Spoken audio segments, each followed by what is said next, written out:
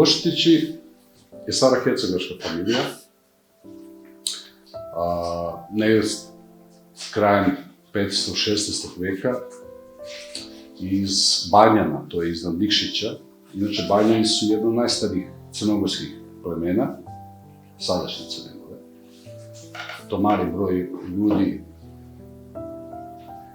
još uvijek pamti da je u tom periodu, to je zapadni deo današnje Crne Gore, a da je u tom periodu to bila stara Hercegovina. Znači od Herceg Novog Nikšić prema Pljeljinu. I onda su Košutići negde krajem 15-16. veka jednostavno samo prešli preko brda u sadašnju Hercegovinu, u okolini Gacka, to su Miholjači. Što se tiče moga dede, to je negde posle Prvog svjetskog rata, to je kada je kralj posle oslobađanja Kosova i posle Prvog svjetskog rata naseljavao Hercegovcima. I tako da moj deda Bogdan Košutić je prva kuća Košutića u starom selu pokraj Uroševca. Baba je takođe Hercegovka, ona je iz familije Lažetića, isto iz okoline Gacka, samo ne iz Miholjača, nego iz Dobrelja. Inače, nisam samo po očevoj strani Hercegovac, nego sam i po majčinoj strani Hercegovac. Deda mi je iz bratstva Milićevića, rodom iz Vjerine, pokraj Bileća. Inače, bratstvo Milićevića je jedno od najvećih bratstva. Oni su isto negde 15. i 16. vek formirano bratstvo Milićevića. Inače, dan danas od 2001. godine, na svaku 5. godinu se okuplja bratstvo Milićevića u Beogradu. Isto su u tom periodu, posle Prvog svjetskog rata, se poselili na Kosovo pokraj Uroševca. Tako da su, mogu reći, 100% Hercegovac. A dok u Skoplju otac je građevinski inženjer, koji je 61. diplomirao u Beogradu na Građevinskom fakultetu. I odmah po diplomiranju tadašnji generalni direktor građevinskog preduzeća Mavro Berga Čupić jednostavno ga je odmah angažirao i doveo u Skoplje, tako da je krenuo sa prvim projektom, to je hidrocentrala Špilje, gde je bio pomoćnik upravnika, kasnije Globočica, hidrocentrala Glažnja, i onda prelazi u niskogradnju. Rukovodi izgradnjom dela magistrale Ibarske kod Kosovske Mitrovice, gde se ja rađam 27. januara 1969. Međutim, veoma kratko sam kao beba, par meseci živio u Mitrovici, dosta je bilo zagađeno tad. I onda sam otac produži tamo, naravno, sa poslom, a ja sam majkom do negde 2. godine, 3. u Prištini kod babe i dede. Onda je otac preuzeo da vodi izgradnju Beograd-Novi Sad. Onda je majka bila pored njega, a ja sam došao kod babi i dede do svoje 6. godine u Prištini. Inače, to je jedan zlatni period u mom detinjstvu. Baba i deda su bili u novogradnji kod ovih čuvenih solitera preko puta studentskih domova u Prištini. I ja sam bukvalno odrastao sa Albancima. To je bio takav period tada. Niko se nije bavio da te pogrešno pogledaju. Deca ceo dan na ulici. I zato kažem da mi je to jedan zlati period u mom detinjstvu. Mi smo u principu generalno klasična srpska priča iz tog perioda.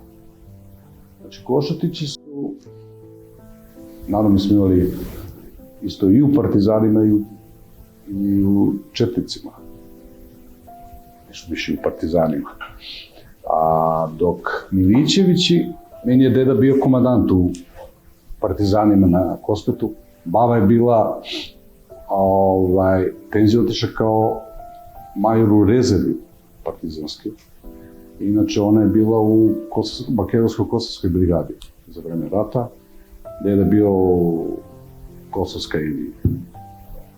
I bili su komunisti. Znači, bez obzira što je moj deda bio komunista, ono osnovnu esenciju za svoje poreklo, ko si, šta si, koji ti identitet, je usađeno još od malih nogu. Moja sestra je rođena u Prištini u međuvremenu, ona je 4 godine mlađa od mene i onda kad je došlo već vreme za moju školu, onda mi selimo, dolazimo u Skoplje. Otac naravno onda sa onog operativnog dela upravljanja po projektima, po putevima, prebacuje se naravno u Skoplje ovdje u niskogradnji u Mavrovu i ja krećem 75. u Joka Hajri Pestaloci u srpskom rasipu. I mi se dan danas ne intenzivno, zato što već smo svako sa svojim porodičnim obavezama, poslovnim obavezama. Ono što je najbitnije da pri svakom tom okupljanju ona frekvencija, ona energija koja je nama bila u osnovnoj školi, kasnije u srednjoj školi, je dan danas isto.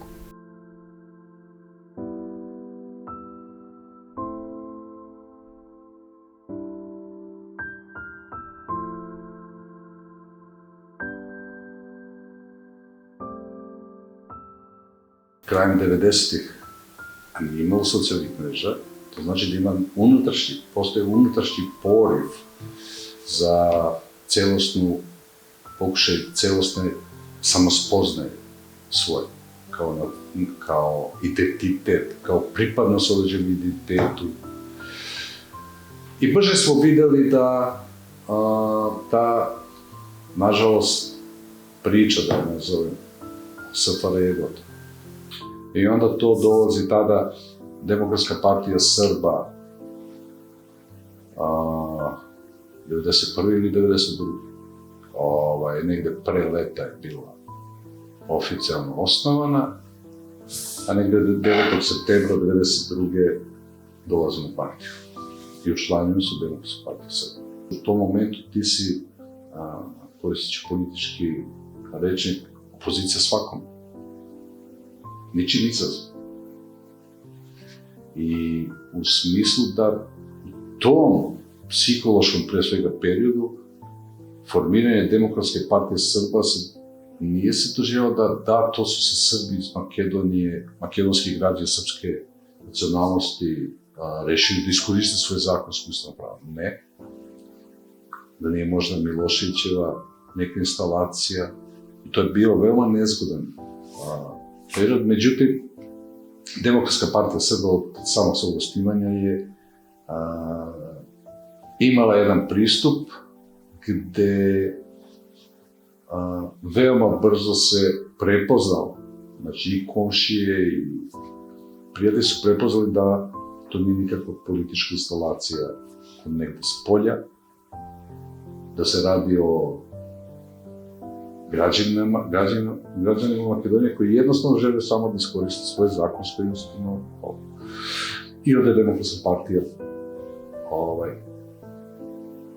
ozbiljnije i ozbiljnije krenula u svoje organizacije, aktivnostima i sl. Na prvom kongresu 1993. Dragiša Miletić je izabran za predsjednika DPS, ja sam bio izabran za generalnog sekretara DPS. Tako da to funkcije. Međutim, ono je bitnije šta smo uradili u tom periodu. Imali smo veliko razumevanje pokojnog predsjednika Kirila Grigorova i tadašnjeg predsjednika Sobranja Makedonije, gospodina Stojana Andova. Sa njihovom podrškom ili odobrenjem ili saglašnošću, sve jedno, je bilo to. Međutim, veoma relativno brzo smo uspeli da razumeju naše potrebe, naše ideje da ponovo obnovimo nastavu na srpskom jeziku u Kučevištu. Druga to je bila redakcija Vidika.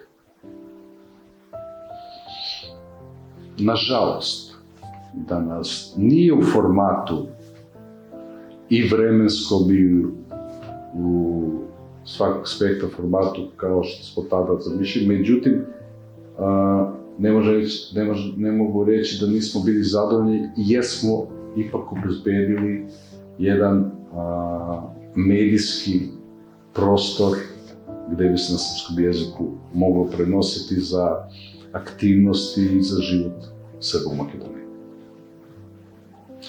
Kasnije je došao rezultat za i oficijalno ulazak Srba u Ustav i kasnije to već celostno, što bi rekli, koristiti benefite koje ti daje Ustav i za poboljšanje uslova života Srba u Makedoniji. Mnogi nam nisu verovali da ćemo jednog dana biti prisutni u parlamentu i u vladi. I evo sad kako. 1992. DPS, 2002. mi ulazimo u parlament i u vladu. Bez većih problema i slično. 10 godina je bilo potrebno biti optimista, istrajati, proći razne situacije koje su se dešavale u međuvremenu. To je 99. NATO agresija na Srbiju, ili u tom momentu Savezna Republika Jugoslavija, 2001. konflikt u Makedoniji. Za 10 godina DPS već bio prepoznatljiv subjekt sa učešćem u parlamentu i u vladi Republike Makedonije. Tada sam bio na sredini fakulteta. Znači, paralelno fakultet, paralelno politika, paralelno privatni život. Rano sam se i zaposlio, u smislu da uđeš i one ozbiljnije posle koje ti u stvari bi trebalo ti život značiti. Onda sam 95. se povukao sa funkcije generalnog sekretara u DPS-u iz prostog razloga da ne bih pregoreo prekršaj. U tom momentu i kasnije, a i u budućnosti i u sadašnjem, veoma je nezahvalno pitati nekoga ko je bio u profesionalnoj politici, sada si pasivan, izašao si iz politike, da li nekad u budućnosti bi se vratio? Kogod vam bude rekao, ne. Ja sam izašao iz politike, nije celostinska. Politika je nešto što bi rekli kao droga. Kada to uđe jednom, ako ti uđe u krv, to teško izlazi. Bez obzira da ćeš biti aktivan politički oficijalno, prisutan u javnosti ili te stvari, ali iz politike se ne izlazi tako. Iz životnog iskustva političkog i svakodnevnog, ukoliko se prepustite da neko treba sa strane da vas usmerava, da vas gura, da ti si Srbin, trebaš da ideš u tom pravcu. To se na kraju dana uvijek zloupotrebi. Ali ako sam završiš, obaviš tu svoju samospoznaju, ko su ti roditelji, deda, papa, odakle potiču, onda si lako, tu se samospoznaš i onda ti je lako da sa svojom sredinom funkcioniraš. Jer onda imaš međusobno poštovanje. Jer ti je sredina onda gleda da se ti definiran identitet.